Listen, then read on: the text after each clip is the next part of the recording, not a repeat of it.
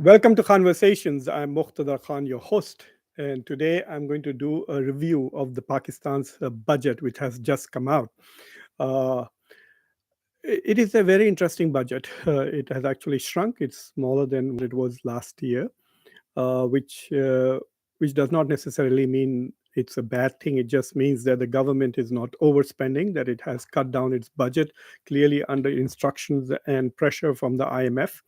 It also means that if you're spending less, you're borrowing less. So that's one way in which the government can control the huge and accumulating debt that Pakistan has. And I will be, so this is what I'm going to do today. I'm going to talk broadly about certain aspects of the Pakistani economy. Some information is from their budget document, some information is from their economic survey. These my sources are basically Pakistan's finance ministry, where they actually they have not discovered how to make graphs and charts, so I had to do it myself. But the data looks as if they've just typed it and posted it there. But they have an economic survey of the country, which is very informative, and they also have the budget and the changes. So that's what I'm going to do, and then I will show you some interesting charts and comparisons with India, with the US, with China, and give you some idea. But broadly speaking, Pakistan's total budget for this coming fiscal year is $62 billion.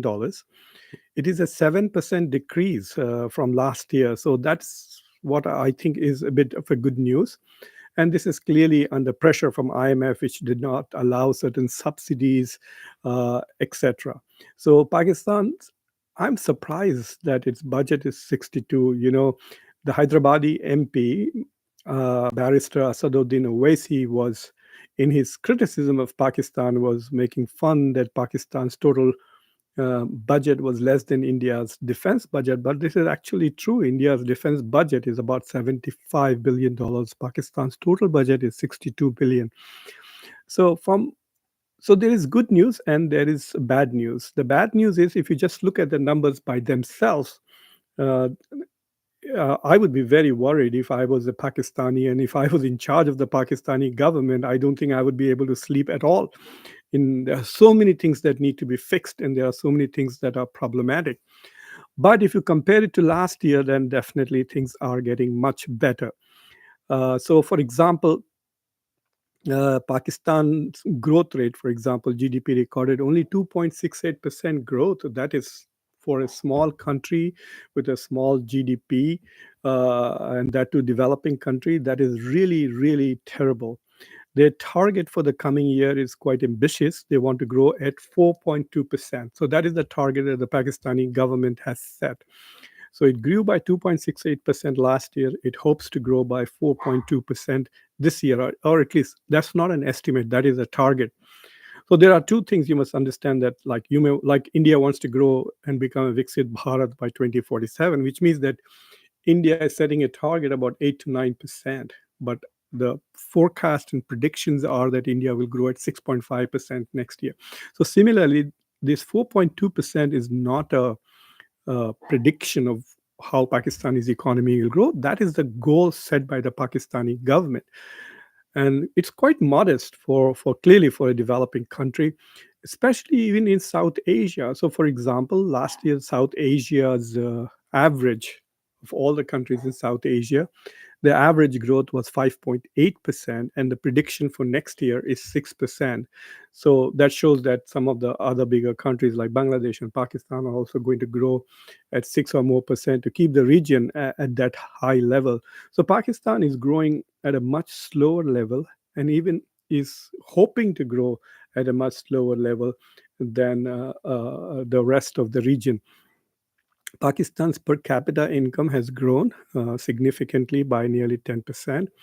It was last year $1,660, and now it has gone up to $1,824.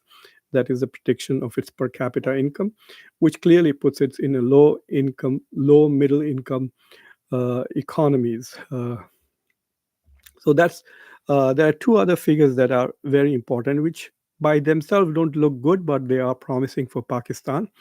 So Pakistan's average inflation rate last year was 12.64%. That's phenomenally high. 12.64 was its inflation rate, and that has dropped to 9.6%.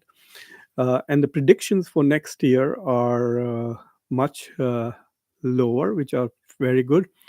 The Asian Development Bank predicts that Pakistan's inflation rate next year will be 6%, and the International Monetary Fund projects it to be about 5.1%. I'm assuming that IMF is assuming that Pakistan will implement all the recommendations that IMF is making, and therefore the inflation rate will go down to 5.1%. Uh, Basically, between 5 and 6%, which is still quite high. For a country like Pakistan, they should aim for something like 3% inflation rate. But nevertheless, it is a huge, shall we say, positive from the 12.64% that it averaged last year. Pakistan's GDP in 2023 was 3.41 billion, and its GDP has grown at a very, like I said, marginally at 2.8% or something to reach 245 billion in 2024.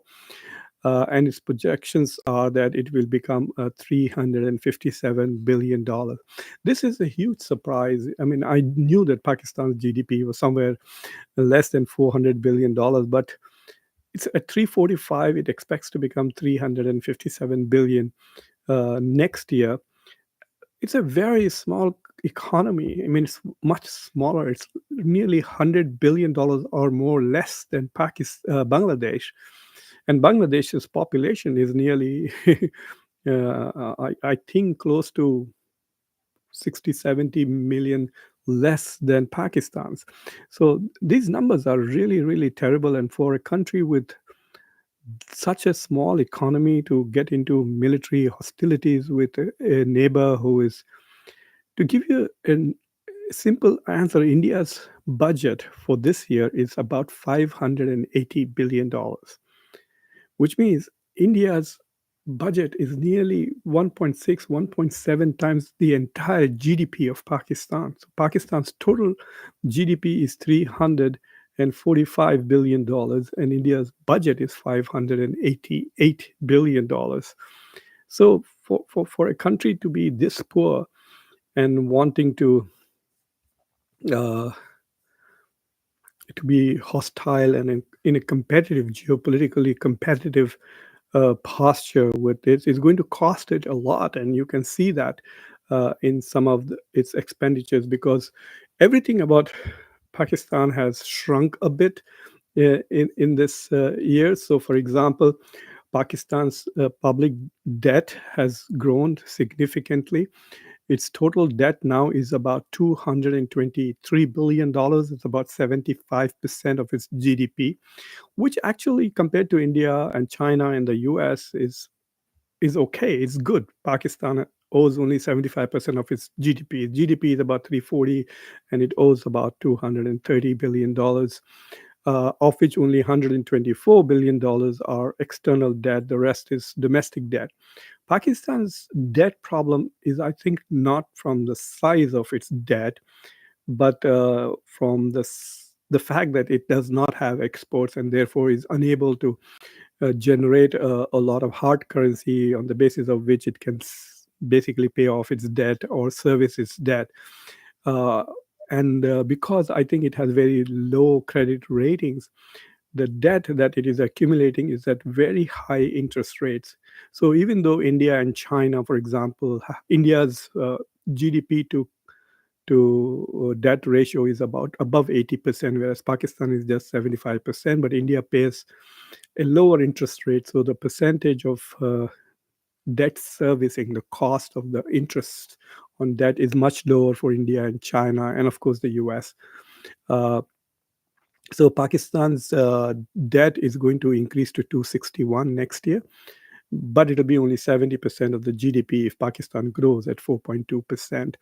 Its external debt will be about $131 billion. And I'm going to show you a pie chart which will give you a better understanding of how tough it is going to be for Pakistan to manage its debt. Uh, So let me share this slide with you, and then you will get a better view and idea, exposure to its. Let me see, where is it? Here it is.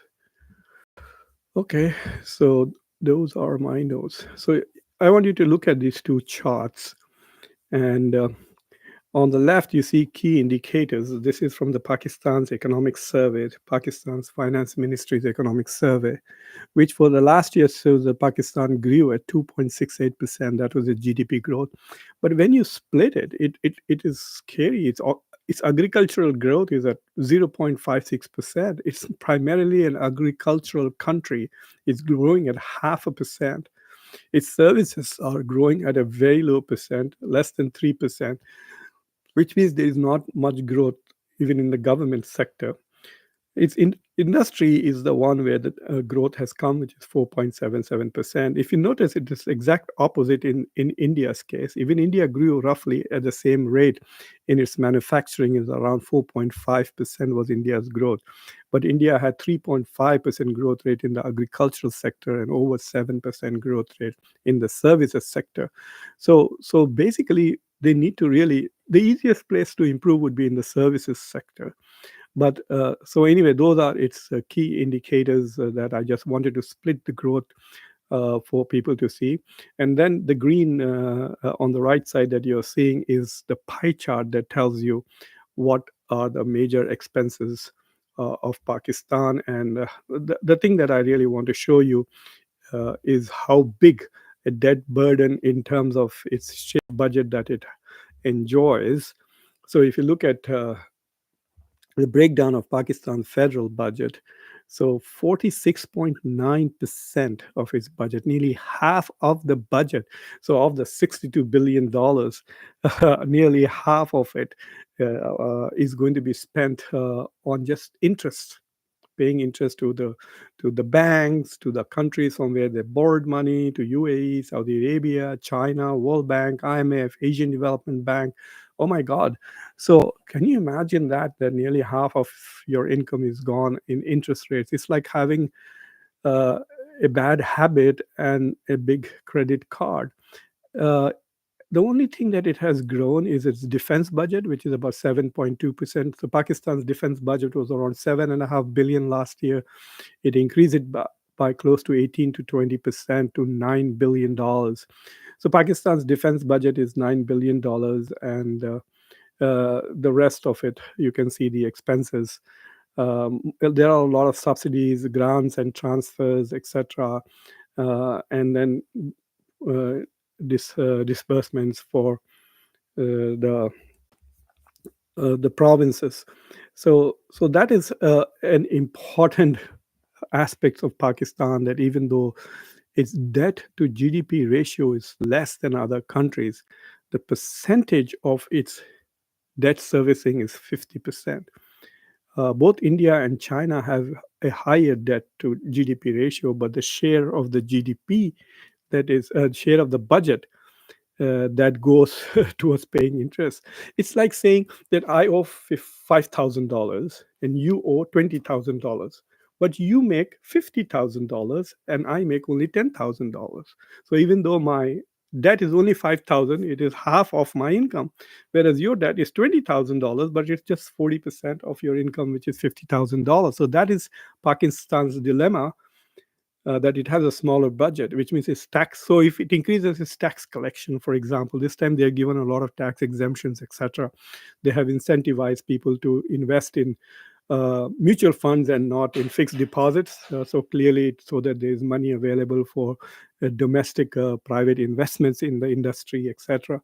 But if it can collect more taxes, if it can collect more revenues, if there is more sales tax, and if there's more consumption in Pakistani economy, then the budget will expand. And while the debt will not decrease, the percentage of the cost of the debt will decrease. I want to show you some comparisons before that. And then I will be happy to take your comments and your questions. As usual, I will pay attention to members first. Rohit has just joined. Welcome, Rohit Narang, who's a supporter of Conversations. He's a member of Conversations. And obviously, I will take his comment and questions from him, and super chats and super thanks first, and then I will talk to others also. Uh, Defense, Ahmed, it's only $9 billion. I don't know what the not 11 as you're suggesting. So this is the budget comparison of USA, China, India, and Pakistan. So the blue is USA, the pink is China, uh, light blue. I need to get it. The green is India and Pakistan is yellow. So if you look at the defense budget, the US defense budget is over $800 billion, which is actually more than US defense budget is also more than India's budget. And actually, I think US defense budget is more than the combined defense budget of the top 10 countries. So the pink one, you can see China, and then the green one is India. And so Pakistan is invisible here in terms of budget, education. So when I try to compare with US in the mix, I realize that Pakistan is such a small economy compared to the US that it's not even showing in these bar charts. So I dropped the United States from the analysis. Uh, there are certain things I wanted to show you, which is very important. So, for example, if you look at the defense, the US spends more than 2.5 times China in defense. But if you look at healthcare, the US spends nearly, my God, 1,600, $1.6 trillion, and China spends the same amount as it spends on defense, which is 250. So the US is spending, God, like 6 or 8 times, 7 times more than China on healthcare. And of course, the US debt servicing is also more. But if you look at infrastructure, suddenly you find that China is investing $800 billion in infrastructure, and the US is just $100 billion. So the infrastructure investments of China is so much more than India or the US, and Pakistan doesn't even show up on the comparison chart. But if you look at if I drop US from the chart, then here you can see the comparison between India, China, and Pakistan. And there also Pakistan looks so insignificant. So I dropped China also from the analysis. And then now you can see the government budget allocations of. So I'm dropping China and just comparing India and Pakistan. Uh, so if you look at the government budget allocations in this chart, of just India and Pakistan. Pakistan is green, India is saffron here. So defense, India is spending over $75 billion, and Pakistan is going to spend $9 billion after giving it a nearly 20% raise. I don't know how this works. I mean, like, why does Pakistan think that it can match India in a serious war or something like that? The way Bilawal Bhutto has been talking about war is as if he's not perturbed by it. India's budget is nearly 9 times the defense budget of Pakistan, or 8 times. So 8 times 9 is 72. Yeah, a little bit more than 8 times. But what is also interesting is that Pakistan's defense budget is $9 billion. To put it in perspective, last year, India spent $7.4 billion in one contract with France, buying 26 Rafale for its aircraft carriers. So the seaborne Rafales, 26 of them have cost India $7.4 billion. So, so there is that difference. If you look at education, again, India outspends Pakistan, but not in the same proportion. India's economy is $4 trillion. Pakistan's is less than $4 billion. So India is about 12 times bigger in GDP than Pakistan. But you don't see India spending 12 times more on education. You don't see India spending 12 times more on healthcare. India is definitely spending way more than Pakistan on infrastructure. But debt servicing, look at this. This should be very interesting for those of you who think. So India's is also borrowing a lot of money, both from overseas and at home. So India's debt to GDP ratio is over 80, but because India's economy is vibrant, growing at over 6.5%, and because there's lots of investments and lots of consumption, that debt is not a problem. Especially since India has foreign currency reserves of close to $700 billion. So Pakistan's debt servicing is reasonably high, as I just explained, because its income is low.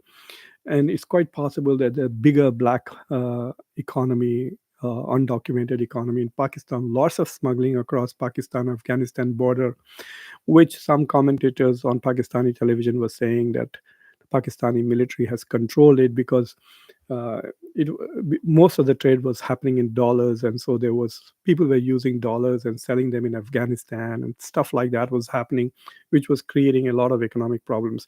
If you look at scientific research, again, this negligible. Pakistan is hardly investing anything in scientific research.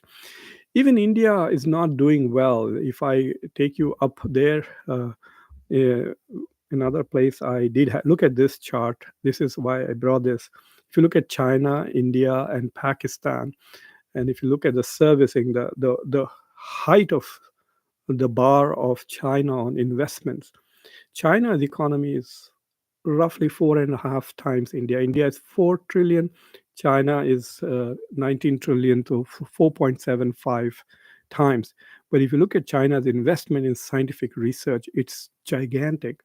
And that is one of the reasons for China's phenomenal growth. It's spending about $500 billion on research, and India is, God, I don't even know how little it is. So Pakistan is way, way behind on this scientific research. It doesn't even show up, even when I drop the US out of the calculation, and China also. So scientific research in India is less than $20 billion, and whereas in Pakistan it is probably $1 billion. I think University of Delaware spends more on scientific research. I mean, no comparison with Harvard and MIT, Stanford and Johns Hopkins, etc. But I think there are individual universities in the US which might be spending more on scientific research than in Pakistan. But overall, here is the good news for Pakistan. Its growth rate is targeted 4.2%, which is not good for a developing country, for a poor country, but it's very good compared to last year for Pakistan, which was 2.8. Pakistan's inflation is expected to go down from 12% to something around 5 to 6%. Uh, that's a prediction, so that would help the country. Pakistan's uh, one of the things that is going to improve in Pakistan is that their tax collection, and they have done some efforts to streamline the tax system in such a way that they can drive private investments away from just fixed deposits into mutual funds and other places by reducing the taxes. So if you invest in a fixed deposit, I think that's, I'm assuming that that is to drive investments into manufacturing and to rejuvenate domestic investments. And it is also quite possible that the percentage share of debt servicing, which was 60% last year, is 47% this year, might also reduce in the year after that. So there are some good news, but the bad news is if you look at just the numbers. So it's like saying you're looking at a person saying, "Oh my God, you're not well, you're unwell. You have temperature, you have 101 degrees centigrade." And the guy says, "Yeah, but yesterday I had 103, so I'm much better now." So that is my assessment of the Pakistani economy and its situation. So now I'll be happy to take your questions and your comments. Uh, so, uh, so there are some people here. Naveed Akhtar, good morning, all. Good morning to you. I have a question. Will the cuts first? I have to take my member Rohit's question. Good evening, sir. Pakistan economy is largely cash unorganized. So is it possible that growth is understated? Also, lower tax collection, both direct and indirect taxes, is also underestimated. Yes, I agree with you. The black market, the black economy, or the economy is very big in Pakistan. Very few people probably pay taxes. Even in India, very few people pay income tax. It's only the people who are in companies, organized, who are in the formal sector, whether you're in the government or in a corporate sector, which is paying taxes. So people who are in the informal sector usually don't pay taxes. So for that, you could say that Pakistan's uh, tax collection and budget is highly underrepresentative. So some people I know from India who have visited Pakistan recently and from the US have told me that Pakistan, when you go to Pakistan, and obviously you're meeting with middle and upper middle class people, you don't see the poverty and the that you don't think that the country is in an economic crisis as we do when we look at the macro numbers. But let me also give you an interesting example. Poor countries, developing countries, struggle to extract the economy. So, for example, the U.S. Economy, the U.S. government takes nearly 40% of the entire economy as taxes. So there are income taxes which are collected properly. There are sales taxes and all other kinds of property tax, car tax, etc. So the government takes away 40%. In Europe and other places like Canada, the government takes away 60% of the entire economy as taxes. So basically, the governments are redistributing wealth. But in poor countries like Pakistan and other places, the governments take less than 20% of the economy. So there's 80% of it untaxed out there, unregulated. So, yes, there will be some people who will be much richer than we would expect. And so, overall, in the case of Pakistan, you could say the reality must be better than the diagnosis that we see on these papers. Uh, Rishabh Gupta, I have a question. Will the cuts in budget and increase in defense spending increase poverty? Not really. The Pakistan's total budget is $62 billion, of which they are spending $9 billion. They're spending just 1.5 extra billion on their defense. Part of it must be uh, to to make up with all the damages and losses they have suffered during Operation Sindoor, the cost of all of that replenishment. So an additional $1.5 billion on defense budget, it may improve the salaries, or I don't know what. Maybe people will, how much difference it's going to make. If they're going to buy J-35s with that money, they can hardly buy more than 4 or 5 with that additional money. So we'll see what happens. I don't think it's going to increase poverty or not, but it definitely reduces the amount of money that they could invest. So, for example, they could have invested that in universities, in education, or even in scientific research. So that is my assessment. Ahmad Ghulam Nabi Khadiani, overall budget decrease. I answered that. Yes, in India, the poverty has gone down significantly from 27% to 5.3%. You are right. Ashish, you're welcome. And Indranil, Pakistan. Oh, what does that mean? I don't know. You are obsessed with this country. The next generation has to grow out of the debt burden through AI revolution. I'm not obsessed with this country. I've hardly done any shows on Pakistan. I do a lot more on India, Indranil. But the Pakistan budget came out today, and so I am doing it. I tried to cover South Asia. I did a whole show, several shows on India's budget. If you go back and take a look at it, I did one myself. I had Sanjay Mehrotra, an economist, come. I also had two other economists, Amirullah Khan and Sanjay, come on a separate show. Naveed Akhtar, Pakistan's economy is black, not easy to for common man. Pakistan only get. Yeah, I agree with you. Nick Sodi, hello Nick, how are you? Glad you could join. Uh, Muhammad Rashid, thank you very much.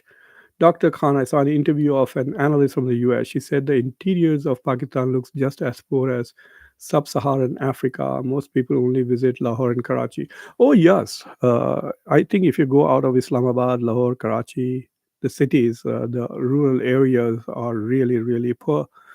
Uh, in fact, there are certain parts of India which are poor, sub-Saharan. If you go to UP and Bihar, the per capita income of UP in Bihar is less than that of Pakistan. They are poorer. So the state of UP, the state of Bihar, the state of Jharkhand, for example, are poorer than the sub-Saharan Africa and poorer than Pakistan. Pakistan's average per capita is 1.8.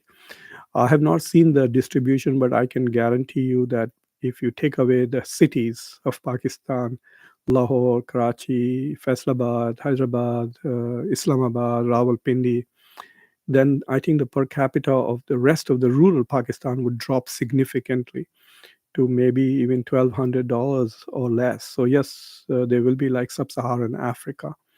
But the same thing you could do with sub-Saharan Africa. If you go to those countries and take away the big cities, then the rural part of the sub-Saharan Africa will be definitely poorer than the rural parts of Pakistan or northern India. So so when you compare, you should compare likes and likes. Like it's not fair to compare the city of Hyderabad with say sub-Saharan. Hyderabad's per capita income is over $7,000, uh, right? So comparing it with say some village in Uttar Pradesh. So if you want to compare, you compare city to city. You compare Lucknow with Hyderabad, and then you can see the difference. It's like that. Rashad Munawar. Yeah, there's a lot of internal corruption and exploitation, Rashad, in Pakistan. I was horrified. Like Pakistani professors make a lot more money than Indian or Bangladeshi professors. I was talking to all of them, and I was stunned at the benefits that Pakistani professors, who are less productive than Indian professors on an average, if you look across the top Indian universities and top Pakistani universities, Indian professors are doing much better in terms of research, etc. But the benefits that are available. So the Pakistani state is structured in such a way that the elite take a lot away from the state, and they give less, and then they are also take a lot of money abroad. In fact, I remember a Pakistani gentleman complaining to me that yes, there is corruption in India, but India's corruption stays in India, whereas Pakistani corruption goes abroad. So people buy houses overseas, in Europe, in the US, etc. So all the money that is looted at home through corruption is sent abroad, whereas in India, whatever corruption there is rerouted through Mauritius and back into India, I think. Uh, Mohan Singh, any solution for India and Pakistan? I think people should become less religious, at least politically, in both countries. They are becoming crazy about religious agenda. They need to focus on welfare. They need to focus on their children, try to provide the best life for your family and for your children. Uh, I will give you an example from the life of the Prophet. So the Prophet Muhammad, peace be upon him, was talking to some of his companions. He was teaching them something, and they saw a man going towards the forest, or he was going somewhere. So they told him, please come here. The Prophet of Islam is teaching. Why didn't you join us? He said, no, I have to go work for my family. And so the companions who were there tried to say, how unfortunate the man is. The Prophet of God is preaching here and he's not paying attention. So the Prophet corrected them by saying, look, he's working hard to make the life of his family better. That is jihad. He's struggling to make the life of his family better, while we are just sitting here and chit chatting. And that's how the Prophet uh, privilege this struggle to make your family better. And I think in both countries, it's happening in India quite a lot. It happens in middle class Pakistan also, where you focus on education, but you need to send this across the country. Everybody needs to focus on trying to improve the quality of life, improve your health, create freedoms and opportunities for public to realize their potential. Everybody should watch Three Idiots movie and try to work on some of the principles that you see in that movie. Ankit Sinha, Bihar lacks industries. Bihar lacks lots of things. A state that elects somebody like Nitish Kumar, there's something missing there in the top. I mean, I'm just kidding. Rishabh Gupta, also Dr. Khan, is there a way to get in touch with you? I really like your analysis. Like to talk about something if I can. It's very easy. Become a member. It costs 99 cents. That's all. Become a member and we'll have a Zoom meeting. But you can also contact me on, here's the email. You can send an email to askprofkhan@gmail.com. You can just send me an email there and then we can communicate. Jitesh Shah, GDP growth 2.6, but per capita rise was 10%. Did their population decrease? Uh, that's a good question. Let me check what the increase was in GDP. The growth rate was 2.8% last year, and the per capita income grew by, yes, you're right, 9.7% growth uh, in that. Per capita grew by that. The size of the GDP, but the uh, it's a very good question. I'm not sure that the population has decreased. That's not the reason why the GDP per capita has gone up. It is quite possible. Pakistan's growth rate of population is very high. Its growth rate is about 3 point plus percent. Uh, that's a very good comment. Yeah, I wish I had noticed that so I could give you a better answer. But let me figure it out as to how the. But you must also understand the rate of growth of the economy is not always the same as the rate of growth of the GDP per capita. So, in fact, it should reduce because Pakistani's growth of population rate, which is above 3%, is more than the growth rate of their economy, which is 2.8% of the GDP. So it's quite possible that they have calculated that in rupees. And because of the rise and fall of the dollar, you will have a discrepancy there. Uh, Sorry, that was a comment by Jitesh Shah. That was a very smart observation, Jitesh. Uh, yes, I agree with you that the GDP, if the GDP is just growing by 2.6%, why is the GDP per capita growing at such a higher rate is a question that needs to be asked. Uh, any other questions or comments? I don't see any more, so I will then take my time off. For those of you who like to follow in Urdu, yes, GDP per capita, Ahmed, can be misleading. I don't pay too much attention to the per capita because there are some very rich people who actually raise it. Uh, what is better is the median income is, I think, a much better indicator. The averages are never very good. So if there are four people and one guy is making 1 billion and everybody else is making $100, the average goes up to 250 million. So it is a meaningless. So, but if you look at the median income, that is far more indicative and useful. Uh, Rishabh is trying to joke. Yes, Naveed, Jitesh Shah has a very good question. I will figure that out and try to let you know. It is also quite possible that the data is for different years sometimes, because often when data is being, I only use IMF and World Bank and data or the country's data. So this data point that I got is from the Pakistan's economic survey report. So you can go and take a look at it. You can just Google Pakistan's Finance Ministry Economic Survey. In fact, I will share it with you. Finance Ministry, Pakistan. So if you go to their data, they have this thing called economic survey.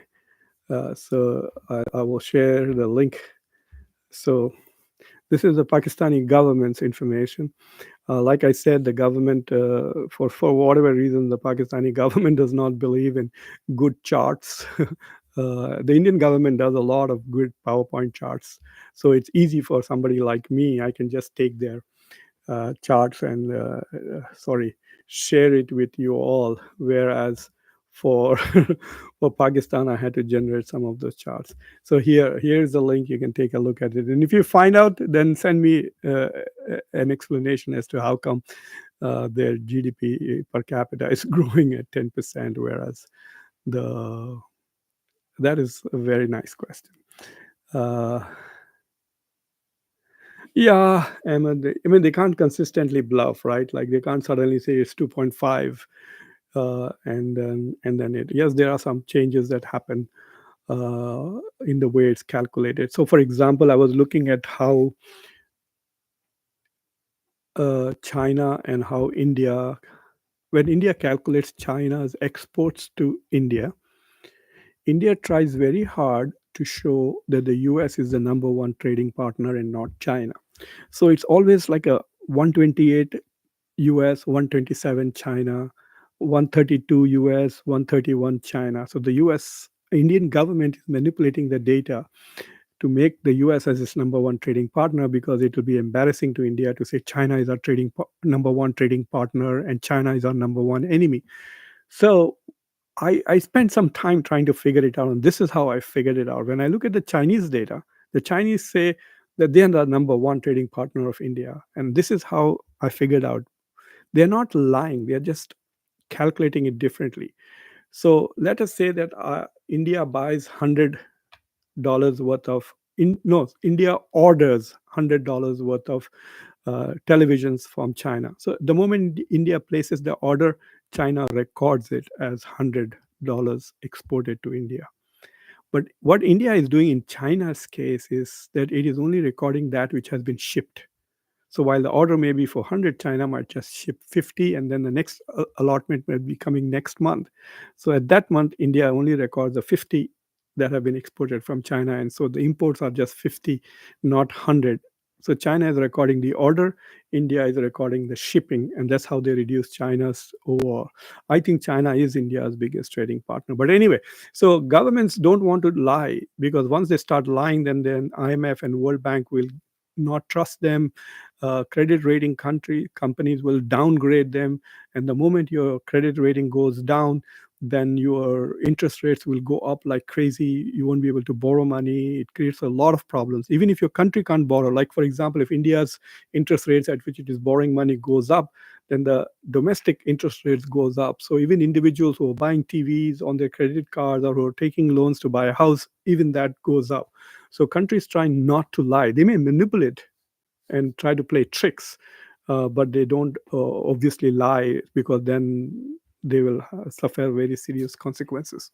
So anyway, thank you everybody for watching. I'm going to take a 15-minute break. I'm going to do this all over again in Hindi and Urdu from our India channel. For those of you who are familiar or would like to continue the conversation in Hindi and Urdu, and it doesn't matter, even though I call it my India channel, that is actually global because it's visible everywhere else, unlike this one, which is blocked in India.